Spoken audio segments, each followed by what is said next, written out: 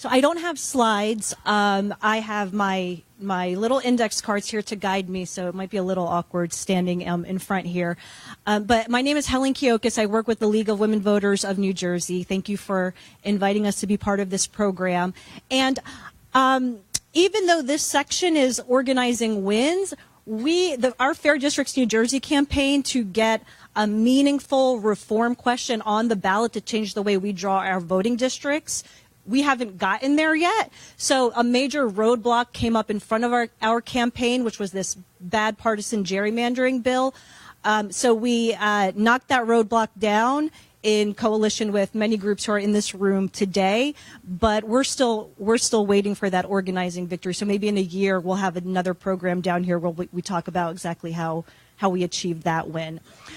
So again, the Fair Districts New Jersey campaign, it's an initiative of the League of Women Voters to change the way our voting districts are redrawn, which is this process that happens only once every 10 years because we have to account for population change, we have to account for demographic shifts, we have to abide by the Constitution and make sure everyone's equally and fairly represented and that every community's vote carries the same weight.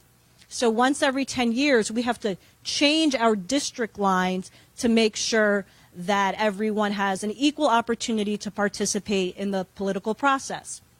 So what happened in mid-November, between mid-November and mid-December, was that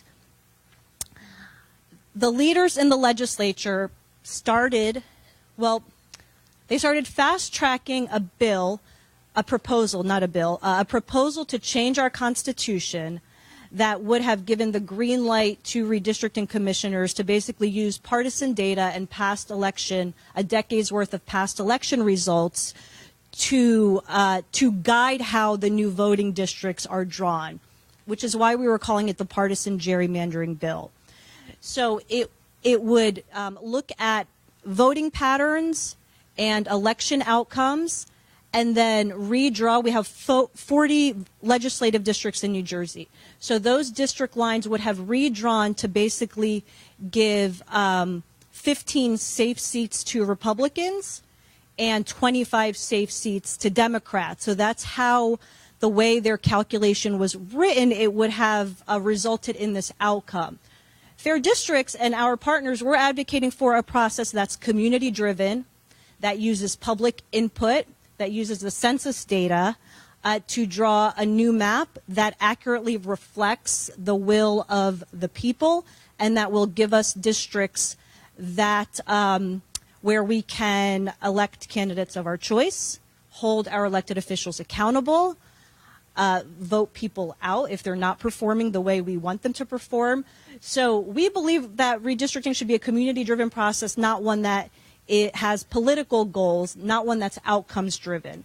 So that was the proposal that was being fast-tracked, and we knew it was there because it was posted on the legislature site. You could search for, you can do a key term search and bring up bills related to redistricting.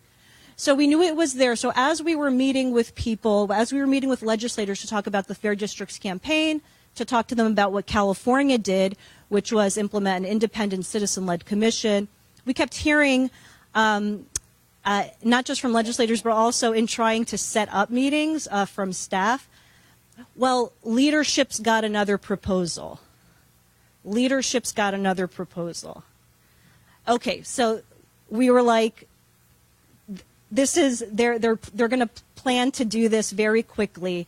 And I want to take a step back and just mention that this same proposal was introduced in 2015 around Christmas time. Nearly 100% word for word, the same exact proposal. And we had a Republican governor, Governor Chris Christie was our governor then, which is one of the reasons why the league, we were saying this is a power grab from the voters and from the people in a way for certain elected officials to secure their reelection rather than intra-party fighting, because they had tried to do the same exact thing in 2015. It didn't get a lot of attention. It definitely didn't get media attention. A few organizations came out in opposition. At the public hearings, I think there were like between 5 and 8 people who spoke in opposition.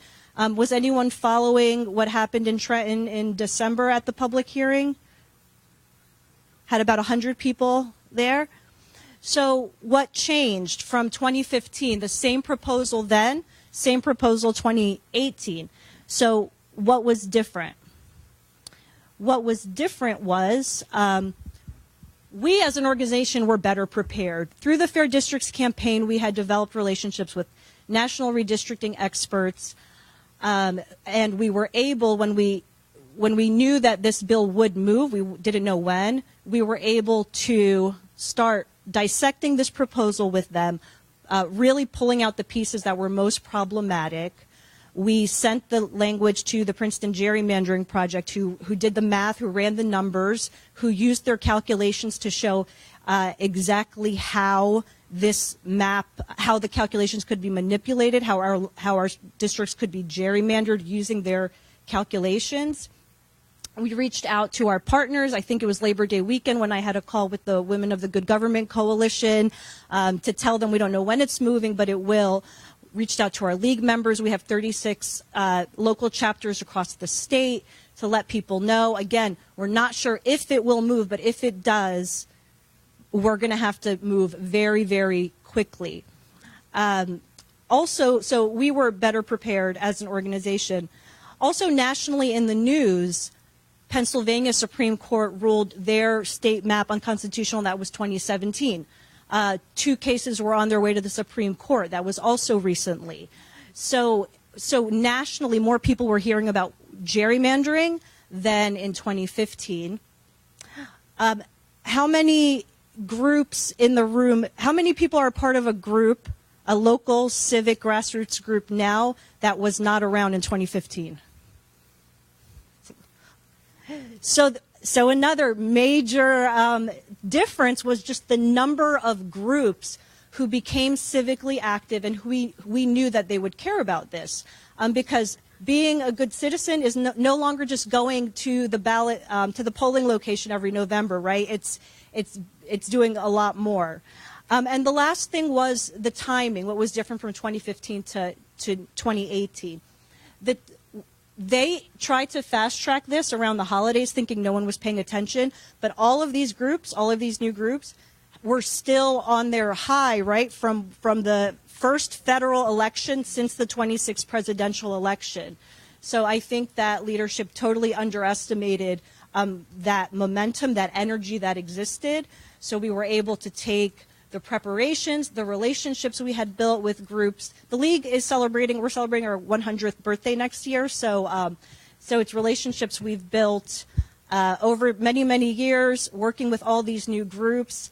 And it was pulled from a vote 2 days before it was scheduled. So that's about it. Thanks.